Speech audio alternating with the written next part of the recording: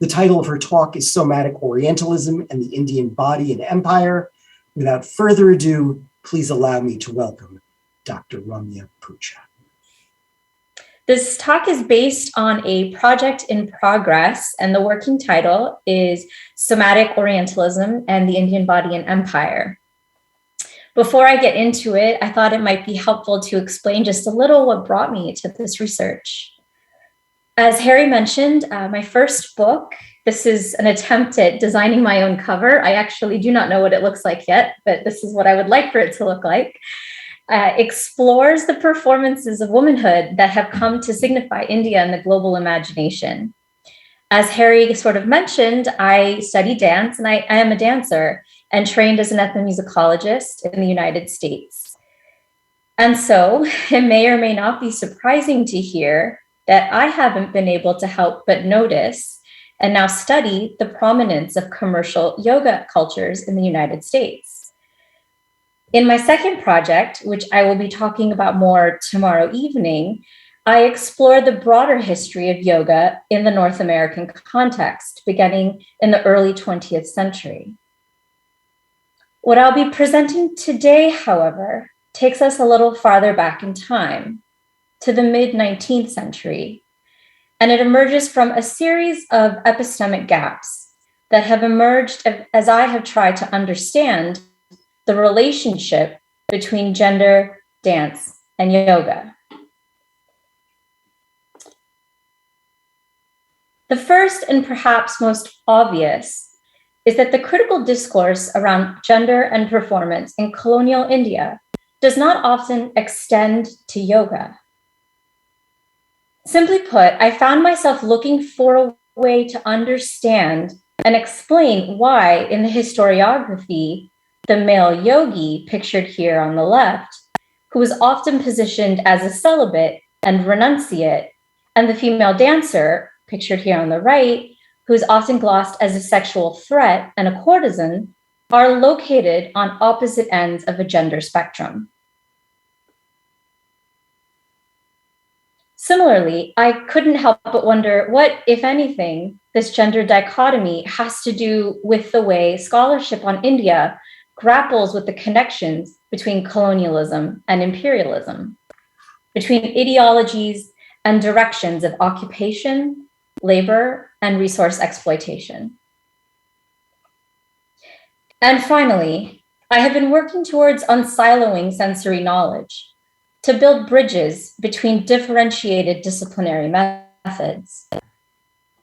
I have been calling this bridge Somatic Orientalism in the hopes that it will help me close the gap between senses, between affect and knowledge, between a photograph and its stabilized meaning. With that brief intro to the project in mind, I'd like to now tell you a story about a dancer. In 1904, a wealthy white woman was walking past a drugstore in Buffalo, New York, when her gaze fell upon a cigarette poster depicting the Egyptian goddess Isis. Riveted by the advertisement, she sent her maid back to the store to retrieve the photo, declaring, "That is what I want to be, not a biting, scratching, petty, evil-motivated female, but a peaceful, powerful goddess, a symbol of infinity. I want to be Egypt, not just an Egyptian woman, but Egypt herself."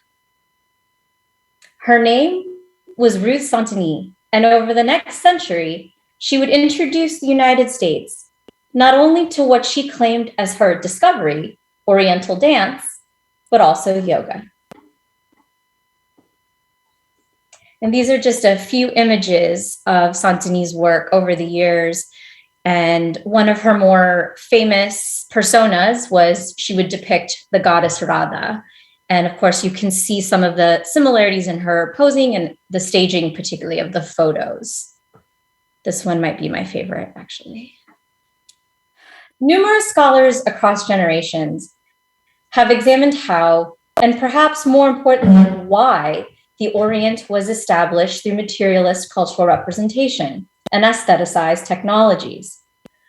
Today, it is but a truism that what might be loosely termed Orientalist thought not only structured the unidirectional orientation of the colonial gaze, but also operated as a disciplining tool, determining how bodies could and should move in relation to each other. The project of modernity as something enacted on and through the colonized body thus appears most vividly in the moments where bodies in motion represented those behaviors which made the Oriental or othered body culturally different in comparison. For example, in Santini's own recollection as to how and why a cigarette ad inspired her to adopt Oriental expressive cultures, this difference was performed through the sartorial, which included the use of makeup to darken her skin. But equally important was her desire to adopt what she understood as Oriental motivations, moral character, and feelings, among them, feelings of peace and feelings of power. Taking Santini's story as a springboard, today I'd like to dwell on how colonial representations of the Orient, specifically India, produced imperial knowledge by racializing the Indian body and locating it in ideologies of empire.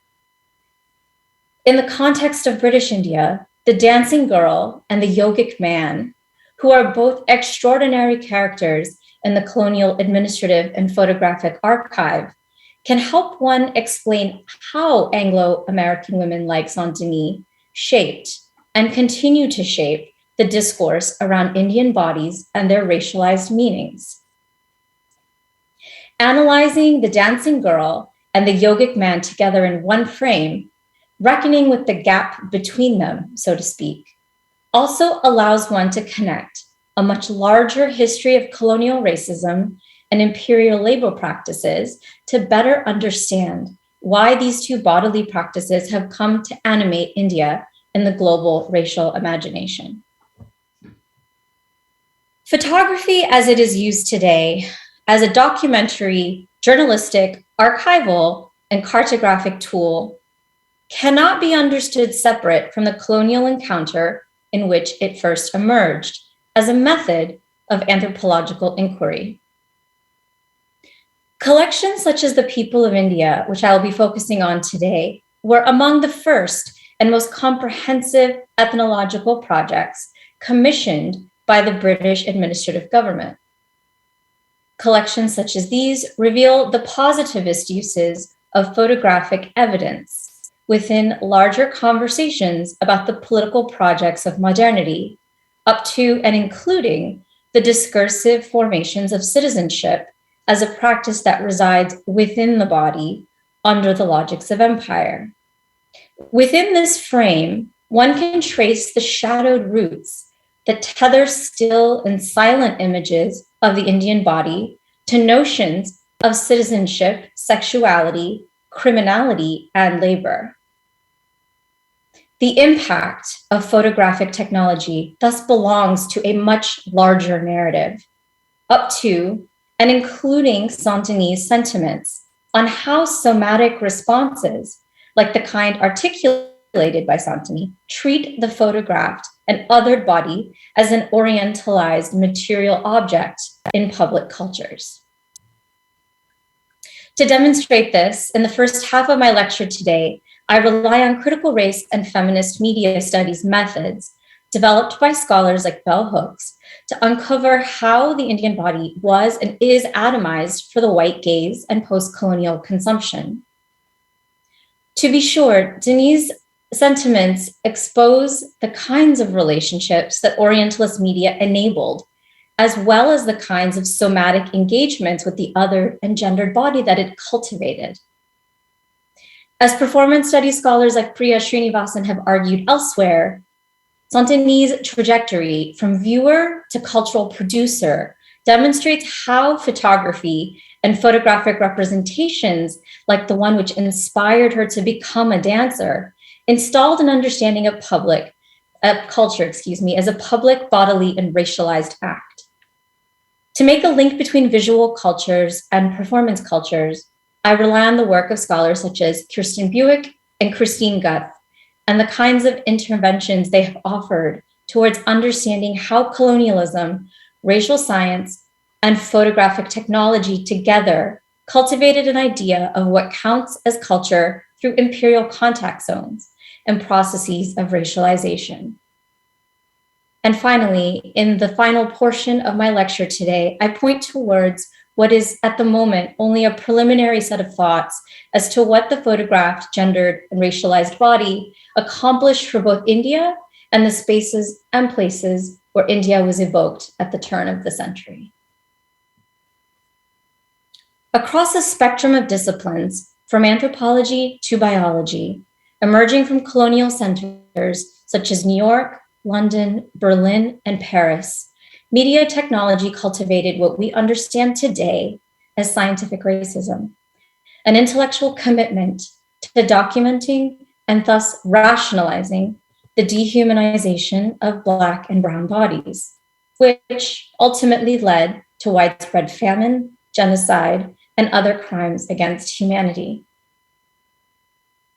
Indeed, the very era which produced ideologies of race did so through cultural representations of the indigenous, savage, or native body, and shored up what came to be understood more broadly as the white man's burden. These logics of representation required and continue to rely upon inherently racialized mechanisms of viewing and hearing photography, an emotional dynamic Tina Kempt has described as invested in both, quote, the quiet and the quotidian, end quote. This dynamic, however, is arguably connected to a much larger history and a much longer history of emotions, emerging from 18th century investments in sentimentalism. Historians of European imperialism have consistently noted how sentimentality functioned in shaping representations of civilization, charity, and most importantly, colonial spectatorship, a belief that the viewer or listener knew and could reliably speak to the emotional interior, the feelings of what they viewed or heard. Indeed, sentimental depictions of colonial encounters refashioned conquest into commerce and converted scenes of violence and exploitation into occasions for benevolence and pity. And the somatic impulses of benevolence and pity also explain the role photography played and continues to play in shaping imperial projects. In her work, which traces anthropological and sociological epistemologies, Durba Mitra argues this very point, demonstrating how colonial practices of photography established a circular logic which sought to document primitive society while simultaneously proving primitive status. Similarly, scholars like Zahid Chowdhury have focused on the role of perception in the photographic project, The People of India, an 8-volume ethnographic study compiled between 1868 and 1875 by John Forbes Watson and John William Kay. Chowdhury, like others who studied these photographic collections before him, makes the case that photography, as a tool of ethnography, functioned as a disciplining device to bring populations into a frame, to catalog and control them. In this regard, aestheticized and anthropological understandings of the world emerging from German Enlightenment thinkers such as Immanuel Kant and later proto-ethno-nationalists like Johann Gottfried Herder must be understood as mutually constitutive.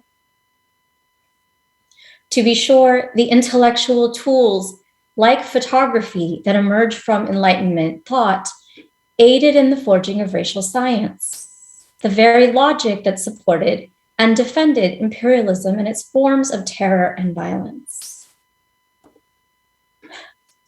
For example, the People of India volumes contained 468 annotated photographs of the native castes and tribes of India. The accompanying descriptions relied on anthropometry and methods of racial science emerging from German forms of comparative anthropology and the scholarship of anatomists like Johann Friedrich Blumenbach. In drawing on comparative language, the photographers who are listed as authors for the volume attempted to provide context for the photos, which generally feature a man or a woman or a group organized by sex or age in their natural habitat. So I'm actually just going to show you a few examples of this.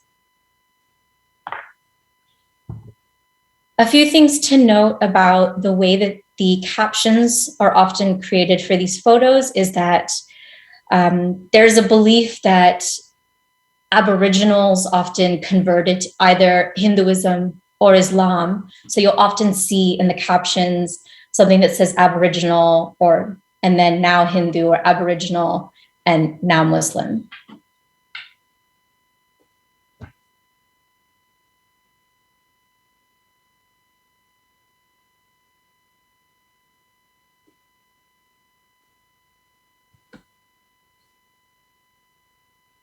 I'd like to actually read the longer caption or description that's provided for this example. The account given of the Koles of Chota Nagpur includes the Munda tribe, who inhabit the same district and are in many cases to be found in the same villages. But the Mundas are of a more slothful disposition than the energetic and laborious Oran Kol. The Maharajas of Chota Nagpur were originally of the Munda tribe, but endeavor to conceal their descent from an impure race by a vague tradition of miraculous origin. They have succeeded in forcing themselves into alliance with Rajput families and are now considered a first-rate blood. This method of collecting and diarizing photos with accompanying descriptions was already a fairly widespread practice by the time these volumes were compiled, as the popularity of photography clubs grew among the British in India. Numerous volumes in this era followed the same logic.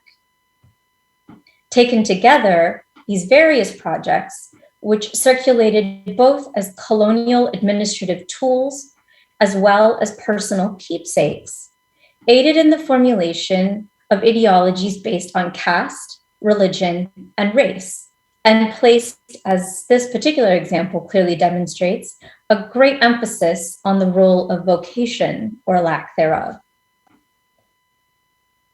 A closer look at the biography for the photographer for these images, for example, Willoughby Wallace Hooper, not only helps us understand why vocation operated as a primary category, but also explains why gender became such an informative practice. During his active years in the British Administrative Service, Hooper played a key role in both documenting British administrative failures and, through such documentation, developing a global consumer market for such photographs. In 1862, 4 years after his arrival in India, Hooper was transferred to the 4th Cavalry. Over the next several years, he contributed 450 ethnographic photos to the People of India volumes. Importantly, Hooper was tasked with photographing the widespread famine that the British colonial government and its exploitative policies unleashed across India. Such photographs circulated widely, enjoying a profitable commercial market, and especially through private photo albums. Many were turned into postcards. preserving the original caption to provide a cataphatic experience akin to tourism for the viewer. And I should pause at this point to note that both of the images on your screen right now circulated as postcards. Indeed, as one official, Reverend Joseph Mullins, noted about the popularity of travel photography emerging from the British Raj, India presents to us perhaps as fine a field as any single country in the world. It contains all the varieties of Oriental life, and it is open to us to explore these peculiarities to the last degree while enjoying a perfectly European security. An excellent example of this attitude appears in this photo, taken in 1870, which also circulated as a commercial postcard.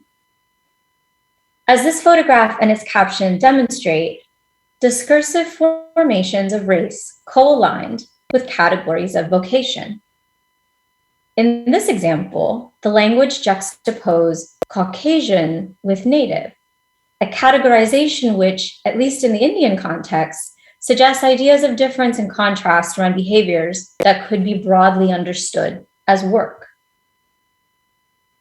In this case, this also spoke to the idea that it was secure for the Caucasian to let down his guard in the presence of this native.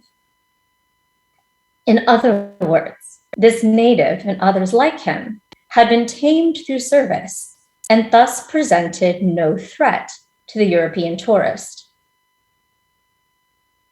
Another way British photographic practices under colonial administration conveyed ideas of safety for the European traveler was by utilizing well-known framing techniques, those which emulated the standard bourgeois family photo, locating the subject not only in a strictly defined patriarchal framework, but also through props, including musical instruments and clothing and/or jewelry.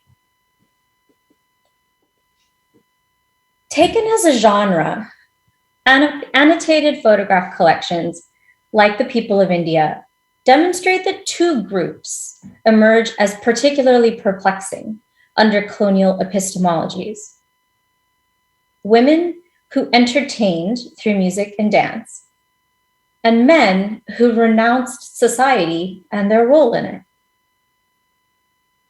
In the commentaries that function as description and context for the photos, a few important details emerge.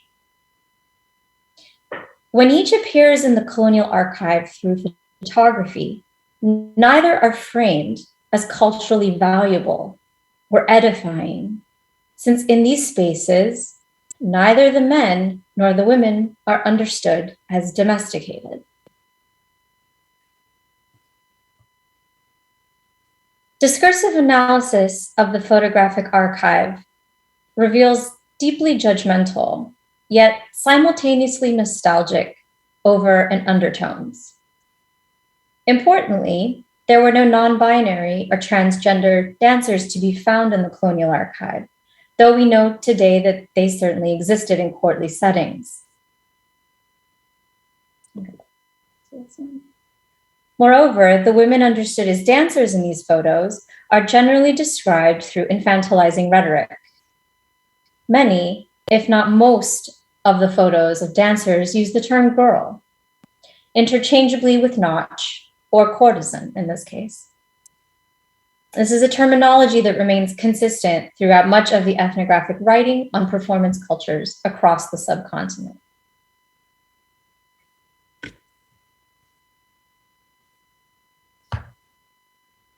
One can locate a particular theory of gender as it emerges from these photographs and the stories they purport to tell.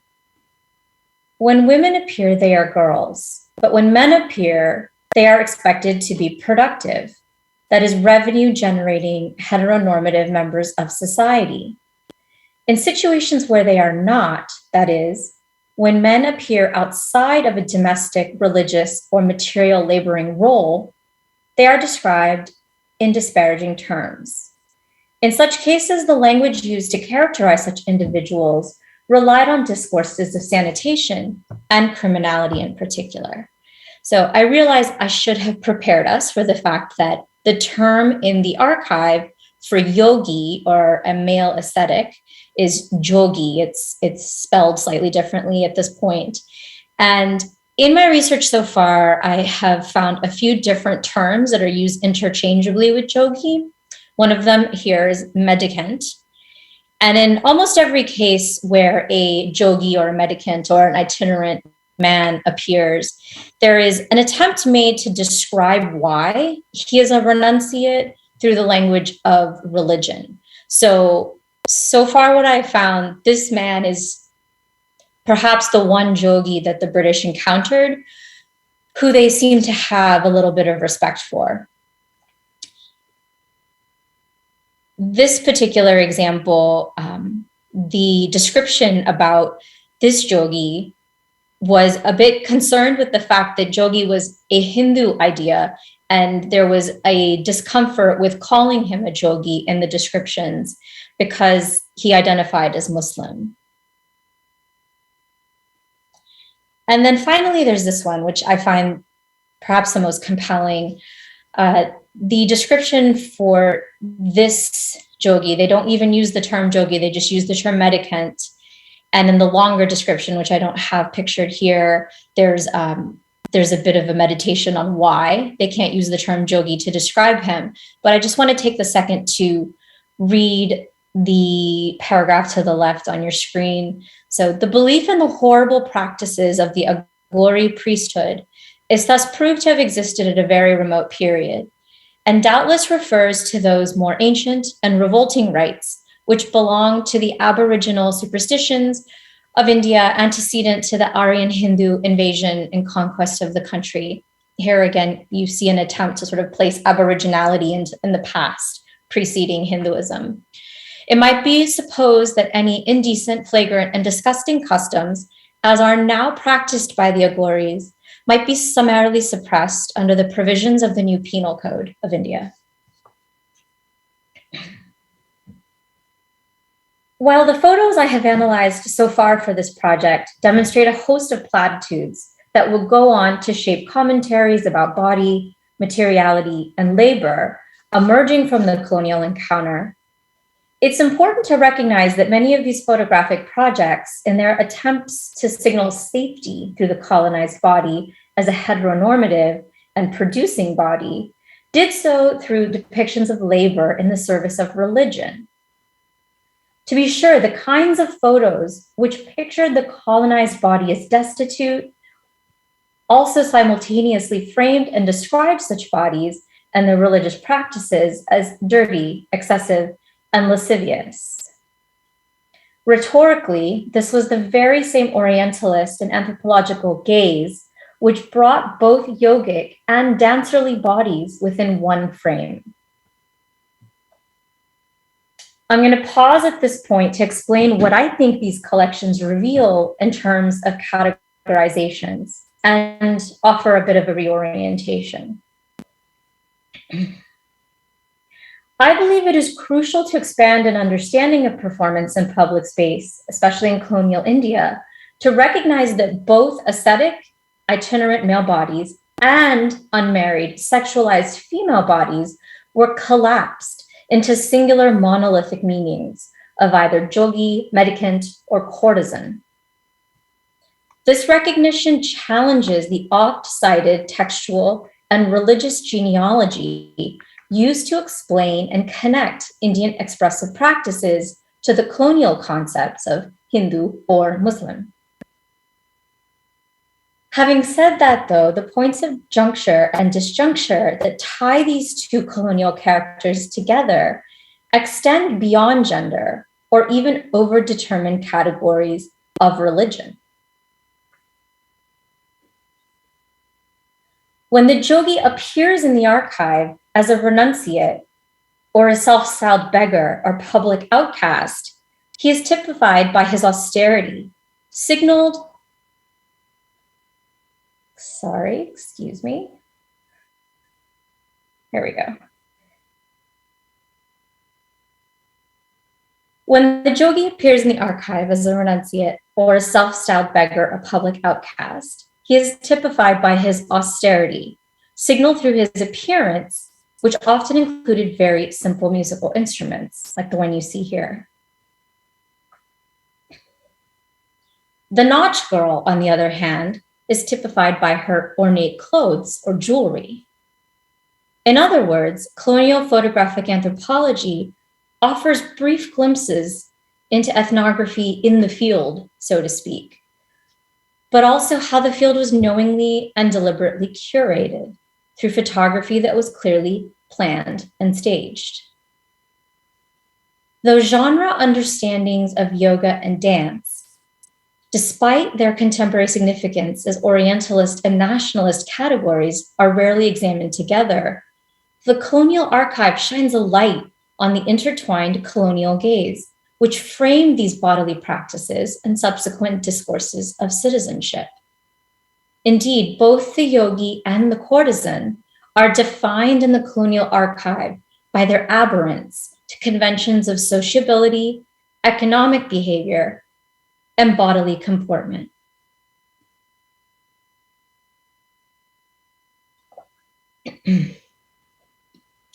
It's important to remember that over the course of the 19th and early 20th century, the British not only banned public performance traditions practiced by women whom they deemed immoral, but also martial arts and other body disciplines like tantra and yoga, all of which placed an emphasis on what they understood as gender-specific mind-body sound connections.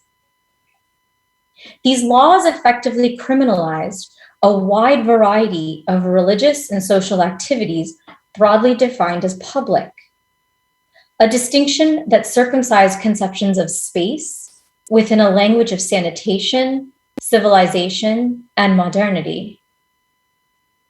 Without putting too fine a point on it, British administrative authorities applied the language of criminality to any persons who earned a livelihood through a vocation that did not involve a material exchange of goods, or who eschewed the social organization offered by legal marriage. Under this logic, both courtesan women and yogic men could be accused of criminal behavior.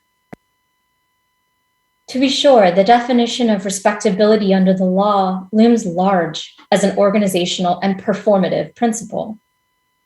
Yet the particular disdain shown for the women who entertained and the men who lived as renunciates is telling for the domestication, or lack thereof, the British believed they were observing in the characters variously defined as yogis or courtesans. The problem here is that these groups did not have a legal, that is, heteropatriarchal domicile, nor a particular purpose within a capitalist economy that the colonial administrators could measure. And so they posed a problem. Feminist scholars who have critiqued the 19th century rhetoric on bodies, especially the language which was used to frame certain bodies as uncivilized, have consistently noted the use of domesticity as a framework for understanding citizenship as a disciplining endeavor. For example, an almost identical legal discourse appears in the late 19th century United States context, which tied processes of racialization to criminality. Connecting the US-American racial discourse to colonial practices in India allows us to see how similar processes of racialization inform the twin discourses of law and public culture. Moreover, a related logic, which characterized such criminalized Indians as lower caste, is threaded through the discourse around the banning of yogic and courtesan bodies. It was this very attitude towards turning undomesticated Indian bodies into domesticated imperial subjects that supported the institution of indentured servitude.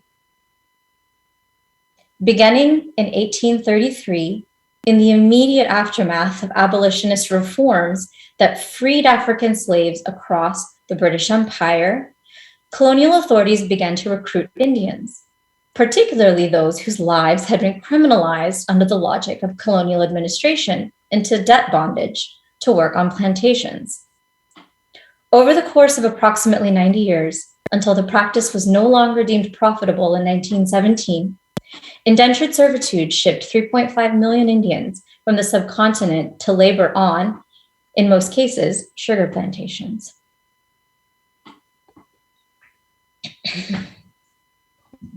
This is an excerpt that I have found so far around the logic used to commit men to debt bondage.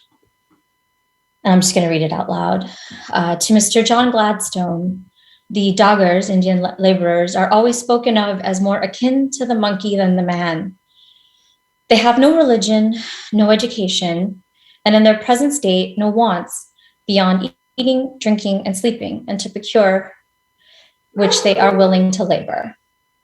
We are not aware that any greater difficulty would present itself in sending men to the West Indies, the natives being perfectly ignorant of the place they agree to go to and the length of the voyage they are undertaking. It is this very discursive formation around the ignorant or easy to control Indians which articulates racialized formations that both justified and were confirmed by photographic anthropology in the late 19th century, and today underpin the kinds of touristic engagements with which I began this presentation today. Put another way, the logic which justified replacing African slaves with Indian and later Chinese indentured labor was predicated on an axiom, an Orientalist thought, that the Asian was easier to subjugate, that is, less likely to pose a security threat, and certainly less likely to challenge authority or exploitation.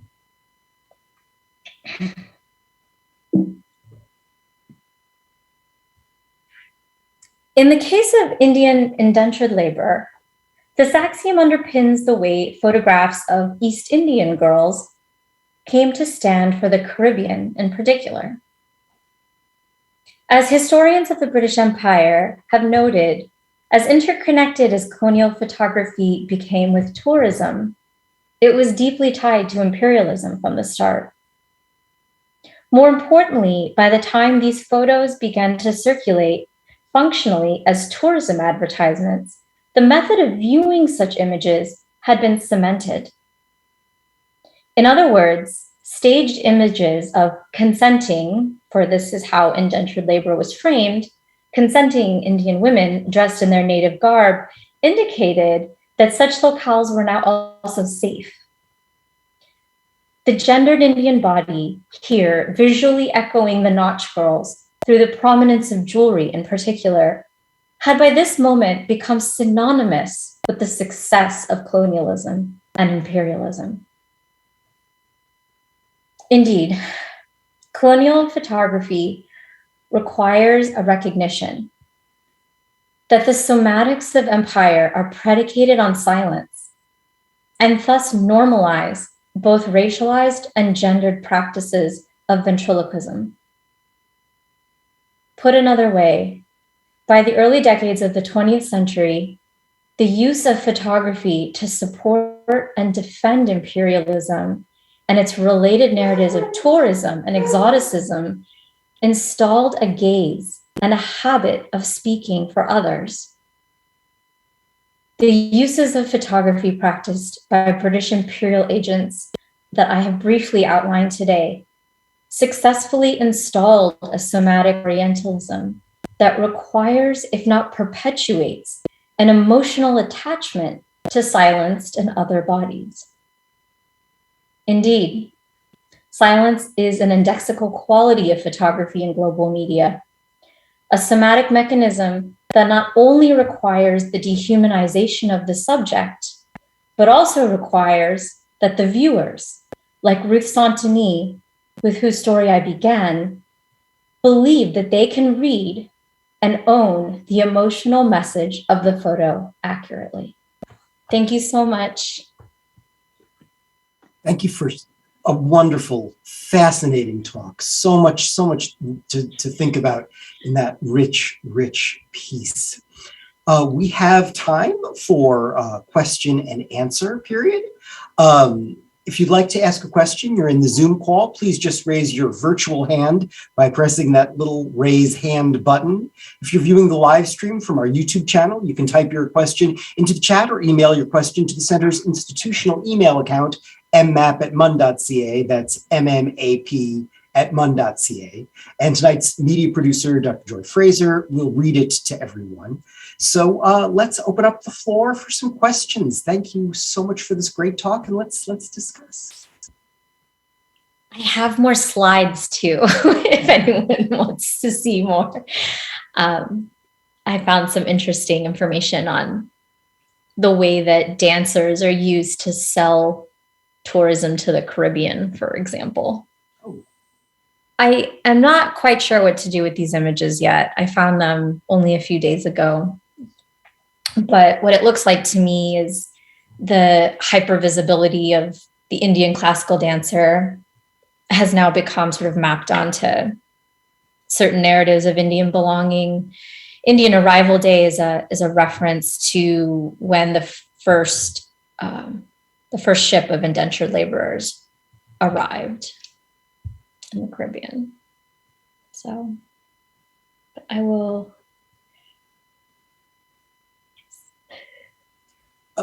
If I could, Mahina, a question from Mahina Graham Laidlaw. Hi, can you hear me? Yeah. This is like out of curiosity, did you find anything in your research about queer bodies when you were looking through these photographs? Just because I'm just curious to know. Yeah, so short answer is no, but longer answer is, I think obviously these photographs, when they had an opportunity to talk about the way someone might not have adhered to heteronormativity, there was often this gloss around how their behavior was illicit or criminal. So they were often described as outcast, even in their caption. But beyond that, it's interesting, but no. And I think that's really telling, actually. I also, unfortunately, really have to run, but I really appreciated that. So thank you very much. Yeah, you're welcome. Thanks for coming, Mina. I have a question, if I could. Yeah. So I was fascinated to learn about the ways in which these photographs were concerned with representing Aboriginal people and then a Hindu expansion. And I almost wonder if are you interpreting that as a kind of second order colonialism, like we're the British colonials and we're sort of on top of this, we're on the top of a hierarchy in which there's an internal colonialism going on. So we produce ourselves at the head of a more complex, multi-layered hierarchy. That's just kind of was popping into my head, and I'm curious to see if that. Yeah, so I mean, I hadn't thought about it that way. I will say that I was already familiar, even before I went this far back in time. I was already familiar with a discourse under British colonial administration in India that pitted Hinduism against Islam, but in particular placed it like on a linear scale. So Aboriginality came before Islam, but Hinduism in this weird way was more native, and it was more like Hinduism was the past. And to some degree, I think Aboriginality is located alongside Hinduism, but it was actually Islam that never belonged there, according to the British, which may not surprise you to hear. So they're trying to find a way to make sense of they're trying to fit this into some kind of colonial logic, and it's not. Yeah. And they're not really able to do that. Yeah, and I think I see something in the chat. Yeah, yeah. So I do think it was depicted photographically. Even the photograph, even the photograph about the Muslim yogi, I think tells you a lot. They're perplexed by this idea that the Muslim has a practice of like a renunciate practice, because to them that is something very specific to Hindus. And so I think that the overdetermination to me was gendered. And it was the way that religion also created racial categories, because the way that they might talk about caste was very specific to talking about religion. Yeah. Thanks for the question, Kari. And thanks for coming. Maybe you could speak a little bit more about the way you see this, the gender binary fitting into the broader colonial project. Do you feel like the British insecurity in their colonial domination feel like they need to even more aggressively stabilize the gender binary because there's a world of social relations they can't wrap their brains around? Or how do you see that? Yeah, I definitely think that's part of it. There's a feminist scholar, Maria Lugones, who would say that the way that most colonial thought required gender in order to determine race. And so the belief that societies that did not have a gender binary were more animalistic was an important piece of, I think, this logic. I will also say that the fact that the jogi or the yogi, the mendicant, shows up far more often than the courtesan does, because there are examples of this everywhere. And the photos of the courtesans or the nautch girls and other terms that are used to describe these women tend to locate them in like palace settings, so princely, courtly settings, whereas the jogi is obviously just somebody who lives outside of such spaces. And I think they just found more examples of this, especially in pilgrimage settings. So like in some ways they were a lot more perplexed by these men. These men really, I think they show up a lot in the photographic archive because they quite frankly didn't make sense. They tried to, like, early examples, like so early in the anthology, so like volume 1 and 2, they're described as sorry, I just got distracted by the comment in the chat. Yeah, thank you, Mariana. The early examples really try to call them bards and are looking for a way to sort of fit them in to some sort of itinerant behavior that makes sense. But I do think that the fact that there is, and we know that there are intersex and transgender characters on the land. They exist in the landscape. They are important in the cultural representations that are being otherwise produced. So the fact that they do not show up in any of these photographs is, I think that absence is very revealing. Interesting. We've got a comment being beamed into the chat from YouTube. Marcus on YouTube is asking if this research will be published as a part of your forthcoming book. This research will hopefully be published soon. I had a grand plan in the before times of an article on this research. So yes, Marcus, I hope it will be. I'm hoping to publish it in Visual Anthropology Review. So keep an eye out. Another comment from YouTube. This is Mariana on YouTube. Thanks for a great lecture on recalling the work of Edward S. Curtis on depicting romanticized versions of authentic Native Americans. There are projects that challenge his work. And we've got another one. Mariana's question was cut off, so maybe there'll be a little bit more from that question. Yeah, I want to know what the projects are that challenge his work. So but I will also. So the rest of her question, are you looking to ways to engage people? Are you looking to ways to engage people in the process of unraveling those visions of Indian bodies? Yeah, absolutely. I mean, I will say, and I only briefly mentioned this at the beginning, part of why I signaled my relationship to Bell Hook's work is I'm very invested in sort of drawing on ideas of the oppositional gaze. So there is something very peculiar for me to look at these photos, because this is I suppose I should say I am Indian. So for me to see these photos, I'm also looking at a version of a history that I don't know that I would necessarily identify with. So yes, to Mariana's question, I am looking to engage people in the process of unraveling. So if you are interested in that, Mariana, please do get in touch.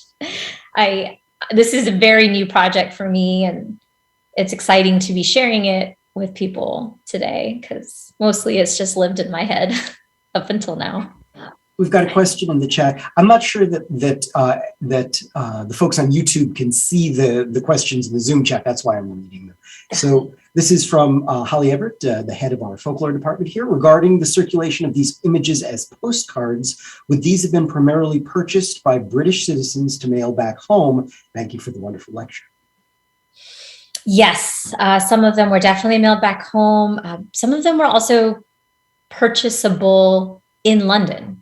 So when I mentioned that people would be able to buy these photos and keep their own personal collections, I think part of what happened, and I was actually hoping to, when I first started this project in 2019, there was a chance that I would get to travel and maybe visit archives. So the British Library in particular, that has a collection of these postcards. I was hoping to get a little bit more like ancillary information on where they were mailed from and to.